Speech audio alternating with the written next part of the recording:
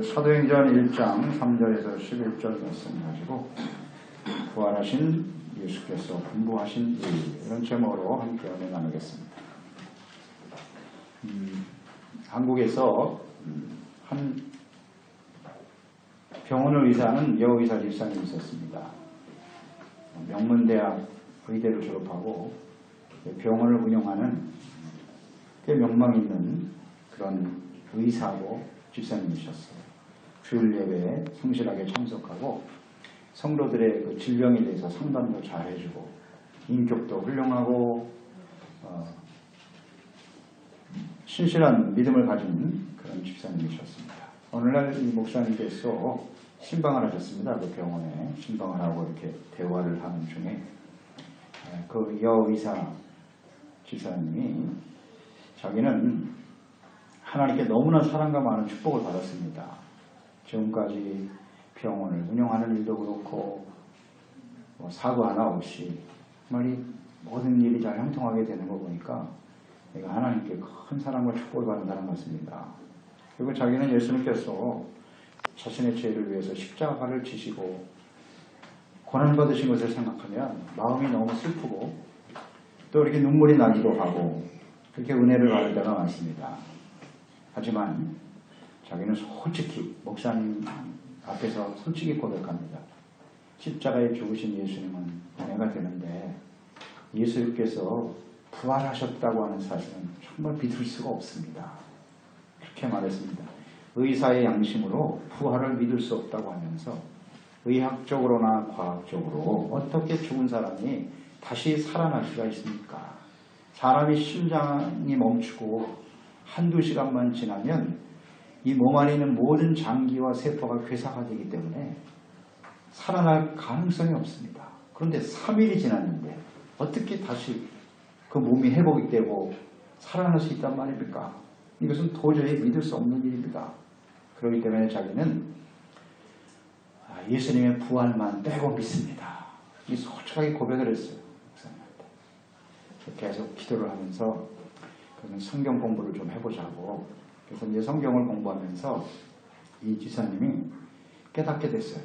하나님의 성령에 감동하여 성경을 공부하면서 이 부활이 역사적인 사실이고 예수님의 부활이 없다면 예수님께서는 하나님의 아들이 되실 수 없고 그리스도가 되실 수 없는 것이고 우리의 믿음이 이게 헛것이다라는 것. 그것을 비로소 깨닫게 되었어요. 그래서 우리의 죄를 위해 죽으시고 부활하신 예수님을 인격적으로 이 여의사가 만났어요. 집사님. 그 예수 그리스도를 만나고 나니까 삶에 놀라운 변화가 일어났습니다. 그래서 그 병원에 찾아오는 환자들을 그냥 치료만 하고 상담만 해주는 게 아니라 약도 처방하고 치료도 해주면서 반드시 치료가 끝나면 말합니다. 하나님의 아들 예수님, 그 예수님 우리 죄를 위해서 죽으시고 부활하셨어요. 그 예수님을 꼭 믿으셔야 됩니다.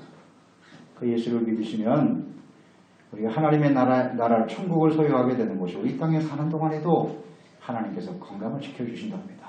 이 부활의 주님을 계속해서 증거하기 시작했다 그래요. 부활의 주님을 만나고 나면 이런 변화가 일어나게 되는 것이죠. 그러니까 예수님의 부활은 신화도 아니고 무슨 종교적인 교리도 아닙니다. 역사적 사실이죠. 예수님이 부활하신 것은 모든 증인들이 있는 역사적 사실입니다. 2000년 전에 일어난 이 사건만이 아니라 지금도 죄와 사망으로 죽었던 사람들을 영원한 생명으로 인도하는 지금도 이 부활하신 주님께서 수많은 사람들을 사망에서 생명으로 옮기는 현실로 나타나고 있습니다. 그래서 이 부활하신 예수님은 지금 이 순간에도 우리와 함께 계신다는 사실을 잊지 말아야 합니다. 우리 분명 그리스도인들은 예수님의 부활을 믿는다고 하죠. 부활을 믿습니다. 라고 말하는데 그 부활하신 주님께서 지금도 우리와 함께 하시고 역사하고 계시다는 사실을 온전히 믿고 따르는 사람들이 되어야 할 것입니다. 이 본문 말씀은 예수님께서 부활하신 후에 40일 동안 제자들과 함께 계시다가 이제 하나님께로 가시는 장면이죠. 부활 승천하시는 그런 장면입니다. 그리고 이 승천하시기 직전에 예수님께 부활하신 예수님께서 제자들에게 정말 마지막으로 분부하시는 말씀이에요. 분부하시는 말씀. 그러니까 부활하신 주님께서 제자들에게 분부하신 이 말씀은, 이 일은 지금도 예수 그리스도의 부활을 믿고 주님을 따르는 우리들에게 주시는 하나님의 말씀이지요. 당시에 이 부활하신 주님의 말씀을 듣고 순종했던 제자들, 이 제자들이 초대교회에 이 부활의 복음을 전파하고 증거함으로써 큰 부흥의 역사에 쓰임받는 사람들이 되었습니다. 그러니까 사도행전이라고 하는 것이 예수 그리스도의 복음이 어떻게 땅끝까지 전파되었는가를 기록한 것이죠. 그러니까 이 분부하신 말씀을 듣고 순종했을 때 하나님 앞에 쓰임받는 역사가 일어났단 말이죠. 이것이 바로 사도행전 1장의 시작이에요. 서론이라고. 그러니까 이 말씀을 이 분부를 그대로 따랐더니 실제로 역사 속에 놀라운 부흥이 일어나서 수많은 사람들이 예수를 믿고 구원받게 되었잖아요. 그래서 이 복음이 로마에까지 들어가서 그리스도를 핍박했던, 기독교를 핍박했던 로마까지 주저앉히는 놀라운 승리의 역사가 일어났죠. 이게 시작이에요. 오늘 이 예수님께서 분부하신 이 말씀을 그대로 따랐더니 그대로 부흥의 역사가 일어났다는 거죠. 자, 그러면 오늘 이 시대는 마지막 때란 말이에요. 예수님의 재림이 임박한 시대로 우리가 살고 있죠. 그러니까 이 시대에 하나님께서 저희들을 제자로 부르시고 이 부활의 주님께서 우리에게 분부하시는 이 말씀은 여전히 유효한 거예요. 그러니까 이 말씀을 우리가 그대로 순종할 때 이 시대에 하나님께서 우리를 사용하셔서 새로운 사도행전, 어떻게 보면 마지막이죠. 역사의 마지막인데 역사의 마지막 사도행전에 쓰임받는 종들이 되게 하실 것입니다. 주님께서 부활하신 주님 분부하신 것은 무엇인가? 그 첫째, 하나님의 나라의 일이 사람의 중심이 되어야 한다고 말씀합니다. 3절에 보시면 그가 고난받으신 후에 또한 그들에게 확실한 많은 증거로 친히 살아계심을 나타내사 40일 동안 그들에게 보이셨고 하나님의 나라의 일을 말씀하시니라. 아멘. 예수님이 계시는 동안 확실한 많은 증거로 친히 살아계심을 나타내셨다. 예수님께서는 이 땅에 계시는 동안에도 하나님의 나라에 대해서 말씀하셨고 예수님께서 그리스도요 하나님의 아들이심을 끊임없이 가르치셨을 뿐만 아니라 많은 일들을 통해서 증거하셨고 또 예수님이 부활하신 살아계신 주님이라는 사실을 많은 제자들에게 친히 나타나 보여주셨어요. 예수님 부활하시고 바로 하나님께 가실 수 있었지만 40일 동안 이 땅에 계셨던 이유가 뭐냐? 증거. 예수님이 부활하셨다는 사실을 모든 사람들에게 알게 하시기 위해서 나타나 주신 것이죠. 증인입니다. 증인. 여기에 있는 사람들이요.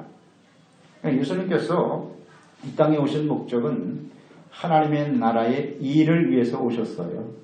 그래서 예수님이 공생을 시작하실 때 가장 첫 번째 하신 말씀 마가복음 1장 15절이죠. 이르시되 때가 찼고 하나님의 나라가 가까이 왔으니 회개하고 복음을 믿어라.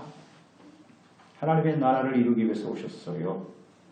하나님에 대해서 말씀하시고 하나님이 다스리시는 하나님의 나라가 이 땅에 이루어지기를 간절히 원하셨던 것이죠. 하나님의 나라의 일, 이 세상에는 하나님의 나라가 있고 사람이 다스리는 나라가 있는 거예요. 여기 하나님의 나라의 일이라고 그랬잖아요. 하나님의 나라의 일이 있는 것이고 사람의 일이 있는 것이에요. 하나님의 나라의 일은 무엇일까요? 예수님은 하나님의 나라의 일을 이루기 위해서 오신 분이에요. 그런데 오늘 예수님을 따랐던 제자들조차도 예수님이 하나님의 나라의 일을 하기 위해서 오신 분이라는 사실을 제대로 인식하지 못하고 있었어요. 그래서 우리가 고난주간에도 묵상했지만 예수님을 따르는 제자들은 예수님이 이 나라의 왕이 되시면 이 나라의 왕이에요. 이 땅에 이루어질 나라를 바라보고 있었단 말이죠. 그래서 왕이 되면 한 사람은 좌편에 한 사람은 우편에 우리도 출세하게 해주세요. 업으로 정말 소외당하고 무시당하며 살았는데 예수님이 이 나라의 왕이 되시 우리도 권세를 누리고 한번 잘 살아봅시다. 그런 생각을 가지고 있었다고요. 제자. 예수님께서 참 안타깝죠. 하나님의 나라를 이루기 위해서 오셨는데 그 하나님의 나라의 일을 이해하지 못하고 있어요. 그러니까 예수님이 십자가에 죽으셔야 된다. 고난받으셔야 된다. 이걸 이해할 수 없는 겁니다. 무슨 말씀하십니까? 왜 죽으셔야 됩니까? 예수님은 죽기 위해서 오셨어요. 십자가 지시기 위해서. 그게 하나님의 나라의 일이에요. 이 땅의 모든 사람들의 죄를 십자가에서 대속하심으로써 모든 죄를 용서해 주시고 하나님과의 관계가 회복되는 거예요. 하나님과 화목되게 하시고 하나님의 자녀가 되어 하나님의 다스림을 받으며 하나님의 거룩한 백성으로 주님을 경외하고 섬기는 하나님의 나라가 이 땅에 이루어지기를 주님 예수님께서는 간절히 원하셨던 것입니다. 하나님의 나라의 일을 말씀하셨다. 마지막 순간까지. 이것을 우리는 잘 좀 생각해야 하겠습니다. 하지만 당시의 제자들, 주님께서 이 말씀을 하셨을 때 부활하시고 이제 마지막 승천하시기 직전에 말씀하고 계신 거잖아요. 하나님의 일. 아직도 이해를 못해요. 그래서 6절로 7절 말씀 보세요. 그들이 모였을 때 예수께 이르되 주께서 이스라엘 나라를 회복하시면 이때니까. 아직도 이스라엘 나라 땅의 나라만 이야기하고 있어요. 이르시되 때와 시기는 아버지께서 자기의 권한에 두셨으니 너희는 알 바가 아니다. 부활하신 예수님은 하나님의 나라에 대해서 일에 대해서 말씀하고 있는데 제자들은 여전히 이 땅에서 우리가 살아야 될 나라에 대해서만 초점을 맞추고 있단 말이죠. 부활하신 예수님께서 우리에게 분부하신 일을 우리는 놓치면 안 돼요. 그러니까 우리가 예수님의 제자가 되고 하나님의 자녀로 인생을 살아가는데 잘 생각해 봐야 돼요. 우리가 하나님의 나라의 일을 위해서 살아가는지 아니면 자기의 인간의 사람의 나라를 위해서 사람의 일을 위해서만 살아가는지를 잘 생각해야 합니다. 아주 분명히 둘 중에 하나겠죠. 둘 중에 하나입니다. 우리가 예수를 믿고 구원받아 그리스도인이 됐다라고 하는 것은 이전에는 자기 자신의 일만을 위해서 살았어요. 내가 이 땅에서 어떻게 성공하고 어떻게 우리 가정을 지키고 내가 좀 더 나은 삶을 살아갈까? 이게 전부잖아요. 나의 일이에요. 나의 일을 위해서 살았다. 근데 예수 믿고 나면 이제는 하나님의 나라의 일을 생각하는 거예요.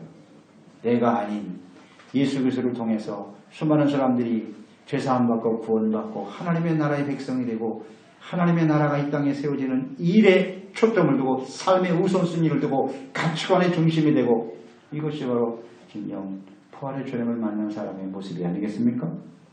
하나님의 나라의 일을 생각하며 살아가야 한다. 두 번째 분부하신 일은 성령 세례를 받아라 그랬어요. 4절로 5절에 보면 사도와 함께 모이사 그들에게 분부하여 이르시되 이 말씀에 주목해야 돼요. 예루살렘을 떠나지 말고 내게서 들은 바 아버지께서 약속하신 것을 기다려라. 요한은 물로 세례를 베풀었으나 너희는 몇 날이 못되어 성령으로 세례를 받으리라 하셨느니라. 아멘. 부활하신 예수님께서 이 땅에 남겨두고 가시는 제자들에게 정말 간절히 분부하신 말씀이 약속하신 성령의 세례를 기다리라는 겁니다. 예수님께서 계시는 동안 약속하셨어요. 내가 아버지께로 간다. 아버지께로 가면 또 다른 보혜사를 너희에게 보내줄 것이다. 그는 진리의 영이시고 예수 그리스도의 영이고 성령이 우리 가운데 오실 것을 약속하셨어요. 몸을 가지고 계셨던 예수님은 이제 하나님께로 가고 하나님의 성령이 오셔서 하나님의 나라의 일을 깨닫게 하시고 하나님을 섬기며 따르는 삶이 되도록 말씀을 깨우쳐 주시고 주님을 따를 수 있도록 역사하실 것이다. 그렇기 때문에 이 제자들은 반드시 성령의 세례를 기다려야 한다는 약속. 그러니까 성령 세례는 이것은 약속이고 또 하나는 명령이죠. 주님께서 명령하셨어요. 자, 예수님께서 부활하셔서 바로 부활하신 후에 제자들에게 처음 나타나셨을 때 제자들은 굉장히 두려워했죠. 두려움에 떨고 있을 때 예수님 부활하신 주님이 나타나서 가장 먼저 하신 말씀이 뭐냐? 요한복음 20장 25절 숨을 내쉬며 이르시되 성령을 받아라. 명령이에요. 명령. 떨고 있는 제자들에게 성령 받으라고 명령을 하셨어요. 그리고 성령을 약속하셨고요. 성령 세례를 약속하셨으니까 너희는 떠나지 말고 예루살렘 떠나지 말고 기다려라. 이 말씀하셨거든요. 약속이고 명령이에요. 그러니까 이건 뭐 선택의 여지가 없어요. 우리는 주님의 명령이기 때문에 하나님의 성령이 우리 가운데 임하시도록 기다려야 되고 또 성령 세례를 반드시 받아야 된다는 거예요. 그게 왜 중요하냐? 예수님이 이제 안 계시잖아요. 제자들 보세요. 예수님이 안 계시기 때문에 십자가에서 죽으실 때 예수님이 이제 영영 우리를 떠나셨구나. 그것 때문에 사실 절망에 빠진 거죠. 예수님이 안 계신데 우리가 어떻게 주님을 따르는 제자가 될 수 있겠는가? 그때 이제 성령이 오셔서 권능을 주시고 능력을 주셔서 주님을 따르게 하시겠다라고 하는 주님의 뜻이거든요. 그러니까 성령 받기 전에 제자들의 모습은 그것은 정말 제자라고 볼 수가 없을 정도로 세상 사람과 전혀 다르지 않는 예수님을 부인하고 예수님을 3번이나 부인하고 다 도망쳐버렸잖아요. 두려워하고. 성령이 임할 때 비로소 그들은 담대하게 일어나 복음을 외치기 시작했죠. 증인이니까 자기가요. 그래서 이 성령 세례를 받는 것이 부활하신 주님께서 우리에게 풍부하신 거예요. 그러니까 우리는 성령의 충만함을 받도록 사모하는 사람들이 돼야 되겠죠? 성령 받으려면 어떻게 해야 돼요? 간단해요. 주님 앞에 우리의 죄를 회개해야 돼요. 성령 거룩한 영이시거든요. 죄를 깨닫고 회개할 때 성령이 임하세요. 그리고 예수님의 십자가의 죽음의 의미가 무엇인가를 똑바로 이해하고 예수님이 나의 죄를 위해서 대신 죽으셨구나. 그 죄 속의 은혜를 믿음으로 받아들이는 거죠. 회개하고 믿음으로 받아들이면 그러면 성령이 임하세요. 간단해요. 그리고 이 성령이 임하시도록 사모하는 마음으로 하나님께 늘 기도하고 깨어 있어야 된다. 그러니까 성령 세례는 일회적 사건이에요. 성령이 임하는 일회적 사건.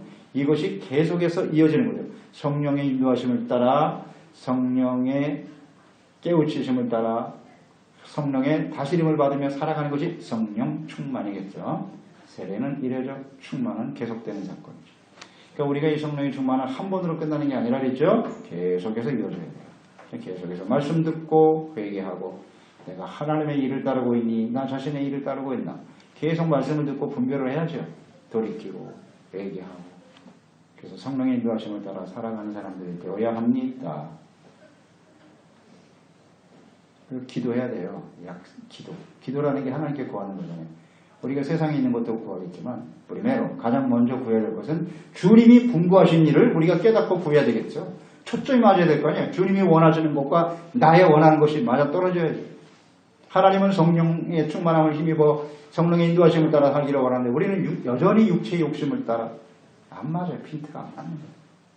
그러니까 우리 신앙생활이 굉장히 형식적이고 의미 없는 그런 신앙생활이 되고 마는 거예요. 우리는 성령 세례, 성령 충만함 받는 것이 하나님의 명령이고 뜻이라는 걸 이해하고 성령이 없으면, 인도하심이 없으면요, 우리는 참된 제자로 그리스도인으로 살아갈 수 없음. 간단해요. 없어요. 우리 의지와 능력으로는 할 수가 없어요. 그래서 성령을 사모하고 기도하는 사람들이 되어야 합니다. 이 말씀을 제자들이 예수님 부활 승천하실 때 지금 마지막 분부하신 이 말씀을 들었던 사람들이 500명쯤 됐다 해서 500명. 고린도전서 15장에 나오죠. 그런데 실제로 마가다락방 예루살렘 떠나지 말라고 그랬는데 분명히 마가다락방에 모여서 성령 받을 때 충만하기 위해서 모여 기도한 사람은 120명. 나머지 380명은 어디 갔노? 모이질 않아요. 기도하지 않아요. 그러니까 결국 성령의 충만함을 받지 못하죠. 그래서 우리는 열심히 교회 안에 모여서 기도하기 힘쓰는 사람들이 되어야 한다. 성령의 충만함을 위해서. 그 주님의 명령이에요. 분부하신 일이고. 그 다음에 세 번째는 뭐냐면 예수님의 증인이 되어야 한다는 거예요. 8절에 나오죠. 오직 성령이 너에게 임하시면 너희가 권능을 받고 예루살렘과 유대와 사마리아와 땅 끝까지 이르러 내 증인이 되리라. 왜 성령을 받아야 되느냐는 거죠. 왜 명령하셨고 왜 약속하셨나요? 예수 그리스도의 증인이 되라는 것입니다. 증인이 된다. 이 증인이라고 하는 것은 직접 목격하고 경험한 사람들이죠. 그러니까 사도들이 예수님과 함께 있었어요. 예수님의 십자가에 죽으시는 그곳에 같이 있었어요. 그리고 예수님이 부활하셔서 40일 동안 있을 때 그 제자들이 역시 같이 있었어요. 함께 목격하고 함께 경험한 사람이 증인이죠. 증인입니다. 그러니까 이 증인이 되게 하시기 위해서 보혜사 성령을 보내주신 거예요. 예수님이 12제자를 택하신 목적도 증인되게 하시려고. 예수님이 살아계신 하나님, 단순한 인간이 아니라는 거죠. 사람이 아니에요. 예수님은 다시 살아나셨어요. 하나님의 아들이심을 깨닫고 증거하게 하시려고. 근데 이 일을 가능하게 하시는 분이 바로 성령이시다. 그래서 성령이 마시면 예수님의 십자가의 죽으심과 부활을 경험하고 능력 있는 증인으로 살아가게 되는 것입니다. 아멘. 그러니까 오늘 이 시대에 우리가 예수님을 직접 목격한 사람이 아니잖아요. 2000년 전에 일어난 사건. 그게 우리가 무슨 상관이 있어요? 예수님 부활한 그곳에 우리가 있었나? 알 수 없어요. 그런데 하나님의 영이 우리 가운데 임하시면 이게 사실처럼 확실하게 우리에게 믿어지는 거잖아요. 이 깨달아지는 거죠. 그러니까 예수님의 능력 있는 증인이 될 수 있는 거예요. 성령은 그때나 지금이나 동일하시거든요. 주님이 분부하신 일, 성령의 충만함을 힘입어 예수 그리스도의 증인되는 삶을 우리는 사모하고 기도해야 하는 것입니다. 분부하신 일이냐, 그걸 그대로 실천하니까 역사가 일어나잖아요. 우리의 초점은 어디 있는가를 생각해 봐야 돼요. 마지막 네 번째는 다시 오실 주님을 소망하며 준비하라. 11절이죠. 이르되 갈릴리 사람들아 어찌하여 서서 하늘을 쳐다보느냐. 너희 가운데서 하늘로 올려주신 예수는 하늘로 가심을 본 그대로 오시리라. 아멘. 다시 오신대요. 부활하신 예수님께서. 부활하신 승천하시면서 다시 올 거다. 반드시 다시 오시겠지요. 올라간 그 모습 그대로 오신답니다. 예수님이 부활하시고 승천하신 그 장면을 한번 생각해 보세요. 그대로 다시 온다 그랬으니까 그러니까 부활 승천하시는 그 자리에 있었던 사람들이 제자들이죠. 제자들만 부활하신 주님을 보았어요. 다른 사람들은 못 봤어요. 안 보여주셨어. 제자들에게 보이셨고 올라가는 장면도 제자들만 보고 있었다고 하는데 그 자리에 임하신대요. 자, 그럼 생각해 보죠. 예수님이 이 땅에 다시 오실 때 어떤 사람들이 그 주님을 만나게 될까요? 예수님의 제자들이죠. 부활의 증인들이죠. 증인. 직접 목격한 사람들. 형식적인 신앙생활을 가지고 왔다 갔다 한 사람들은 여기 해당이 안 된다고 봅니다. 증인이잖아요. 예수님이 십자가에 죽으셨고 나를 위해 다시 살아나셨다는 확신이 있어야죠. 믿음이 생겨야죠. 단순한 지식이 아니고. 그러니까 하나님의 성령의 감동하심을 따라 이 예수 그리스도의 증인이 되어 하나님의 나라의 일을 위해서 이것이 나의 삶의 중심이 되고 성령의 인도하심을 따라 예수 그리스도의 증인된 삶을 나의 삶의 현장에서 실천하며 그것이 중심이어 살아가는 그 사람들이 다시 오실 주님을 맞이하게 될 것입니다. 아멘이죠. 그게 부활하신 주님이 우리에게 분부하신 일이에요. 이것을 우리가 잘 좀 인식하고 우리가 부활절을 맞이하고 있잖아요. 부활의 주님. 그래, 예수님 나를 위해서 죽으시고 부활하셨지. 그게 끝입니까? 그것은 시작일 뿐이에요.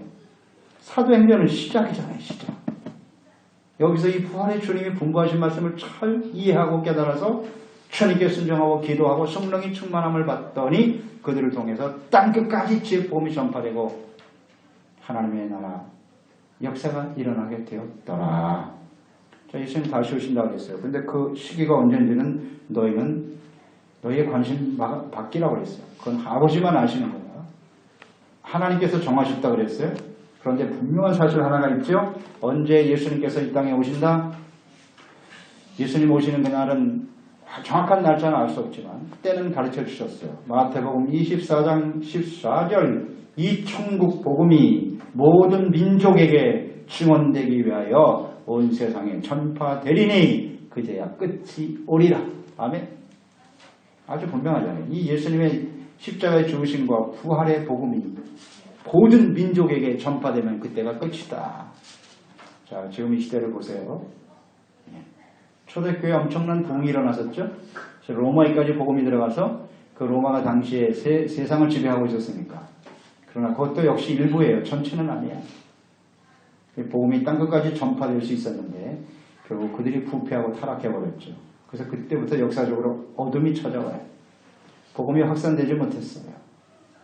그러다가 20세기 초반에 놀라운 부흥의 역사가 시작됐어요. 하나님의 성령을 부어주심으로써 미국을 중심으로 이 부흥의 역사가 일어나죠. 그래서 온 땅끝까지 재복음이 16세기에 물론 마틴 루터를 통해서 종교개혁이 시작이 됐죠. 그러면서 영국이 산업혁명을 통해서 세계를 막 흩어지기 시작하거든요. 왜 하나님이 그들에게 산업혁명이 중심이 되게 하셨을까? 간단해요. 주님의 복음을 전파하게 하시려고. 그래서 영국을 통해서 온 땅이 복음을 듣기 시작했죠. 그러나 역시 그것도 온전하지 못해.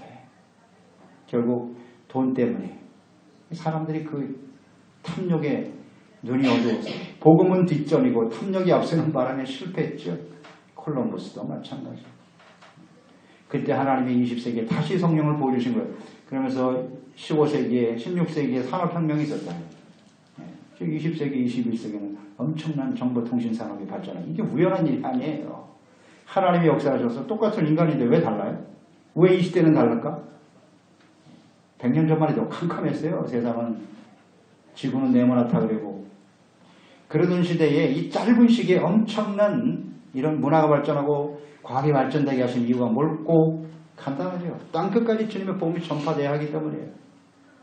지금 보세요. 정보통신 이 엄청난 발전을 통해서 지금 복음을 듣지 않는 사람이 있을까요? 이제?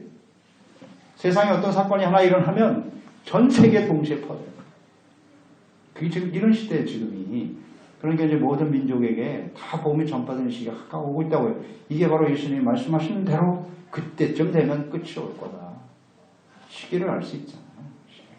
이해를 했을까요? 2000년 전에 이 말을 들었던 그 제자들이 이게 무슨 뜻인지 알았을까요? 네? 알았을까요? 이웃 나라에까지 갈려도 뭐 수십일이 걸리고 상상도 못할 일이죠. 그런데 이 말씀이 지금 현실화되고 있잖아요. 지금 이 시대라는 그러므로 우리는 좀 잘 이해하고 정말 주님 오실 날이 가깝다. 그렇다면 우리는 어떻게 살아야 되겠는가? 오늘 이 풍부하신 말씀을 나는 어느 정도 실천하고 있는가를 잘 생각하고 이 마지막 때에 이 부활의 증인으로 하나님의 일에 쓰임받는 하나님의 신실한 종들이 되어야 하겠습니다. 기도하겠습니다. 하나님 아버지 예수 그리스도를 이 땅에 보내주시고 우리의 죄를 위해서 십자가에 죽으시고 부활하심으로써 우리가 죄에 대해서 죽고 의에 대해 다시 살게 하시고 하나님의 자녀로 삼아주신 것을 감사드리옵나이다. 우리를 구원하신 것은 하나님의 영혼을 거듭나게 하시고 또 하나님 부활의 주님을 만나게 하심으로써 우리가 증인되기를 원하셨던 거죠. 땅끝까지 예수님의 십자가의 죽으심과 부활의 복음을 우리가 바르게 전파하고 증거함으로써 예수 그리스도의 다시 오실 길을 예비하고 준비하는 신실한 종들이 되어야 하겠습니다. 부활하신 주님은 지금도 살아계셔서 우리와 함께 하시죠. 주님께서 우리에게 하나님의 일이 삶의 중심이 되라고 하십니다. 성령 세례, 성령 충만함으로 예수님의 능력 있는 증인이 되라고 말씀하십니다. 그리고 다시 오실 주님을 위해서 지혜롭게 준비한 사람이 되라. 뭐 어렵지 않습니다. 이 말씀을 순종했던 초대교회 제자와 성도들을 통해서 땅끝까지 주의 복음이 전파됐죠. 오늘 이 시대에 이 동일한 하나님의 뜻이 우리 교회를 통해서 또 우리 사랑하는 지체들 한 사람 한 사람을 통해서 이 땅에 아름답게 성취되어져 가게 하시고 주님의 영광을 나타나게 하여 주옵소서. 예수님의 이름으로 기도드립니다. 아멘. 우리 말씀을 생각하면서 오늘 사도행전 1장 3절